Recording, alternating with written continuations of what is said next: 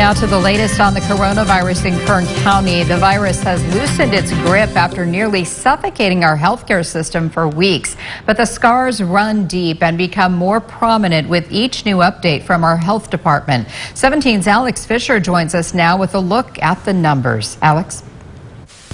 It is evident the worst days of the coronavirus pandemic are behind us, but we're still learning how grim our deadliest days were. It has been 340 days since our first confirmed case of coronavirus. Now we're over 100,000 cases. That means it took just 11 months for 1 in 9 people who live in Kern County to get sick. Here's a look at the journey we've been on. Our average is now below 400 people getting sick every day. We haven't been that low since before Thanksgiving. Our peak was the week after New Year's. That's when we saw an average of 1,200 people getting infected every day. The downward trend is also happening in our hospitals. State data from today shows 237 people are in a Kern County hospital with coronavirus. 53 more are fighting for their lives in the ICU. These numbers continue to slowly decline. Although encouraging signs, the spread of coronavirus is still considered high in our community, and we still have a ways to go before we see restrictions lift. Here's a look at the state's metrics for tiers. It was just updated today. Kern County is still in the purple tier. We have to lower these 3 purple bars that you see on your screen. Once we hit the red, there will be less restrictions. So that's where we are and where we need to go. Meantime, we're still learning of where we were, and it was deadly.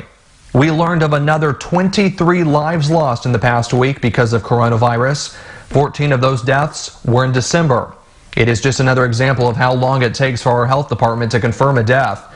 The deadliest week was the week before Christmas. And the true number of COVID-related deaths is most likely significantly higher because of the lag in reporting.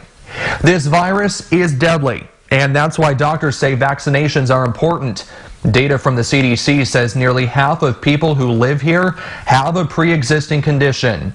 That makes us one of the most vulnerable counties in California. A group disproportionately affected, those 65 and older. Local death data shows the virus preys on those who are elderly. Data from our local health department shows 1 in every 20 people 65 and older who contract coronavirus in Kern County have died. That is why it is extremely critical for those 65 and older to get vaccinated. We're nearing 90,000 doses administered in Kern County. And the good news is 58% of those doses have been administered to those 65 and older. Another group disproportionately affected by coronavirus, Latinos. While 53% of the local population is Latino, data from our health department shows Latinos comprise of 60% of COVID deaths. And while a majority of people who live in Kern are Latino, they only represent less than a quarter of the number of people who have received a vaccine. Over the past 2 weeks, an average of 2,900 people have received a vaccine. It takes 2 doses to receive full immunity.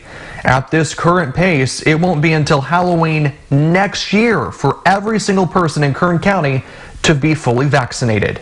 Alex Fisher, 17 News.